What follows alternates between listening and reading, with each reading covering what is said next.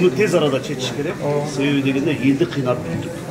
Mına o жерден келгени туратынан бүт айылдан келген. Кышында турат жаш балдары менен де жайында өтө ысык болот. Туулгандыгы жана нике күбөлүктөрү айыл өкмөттөрдөн берилиши керек. Мындай маалыматты Кыргыз Республикасынын президентинин Баткен облусундагы ыйгарым укуктуу өкүлү Абдикарим Алимбаев Баткендеги калкты тейлөө борборуна барган кезде билдирди.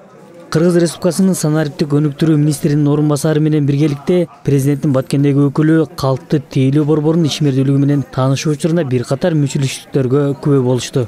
Өздүгүн күбөлөндүргөн паспорт, туулгандыгы жана нике күбөлүктөрү, жарандык алуу жана башка бир катар документтер калкты тейлөө борборунан алынып, кезек күткөндөрдүн саны арбын.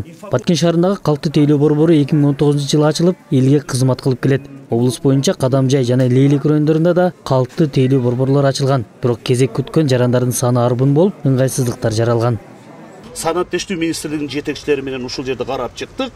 Биздин бүгүнкү күндөгү сураныч, ошону менен бирге талабыбыз ушул нерсени тез аранын ичинде айыл өкмөттөргө күбөлүк туулган тууралуу күбөлүктү, ошону менен бирге нике күбөлүктөрүн кайтарыш керек мурункудай кылып, ошондо бул жерде кезек дагы бизде азыраак болуп, жарымынан көбү уже кетет. Себеби дегенде айылдан келип кыйналып бул жерде саат эртеңнен 7ден кечке отурушуп атат да. Ошон үчүн ушул системаны мен ойлоп атам, биринчиден бул жанагы калкты тейлөө борборунун системасы ойлоп тапканы бирок туура.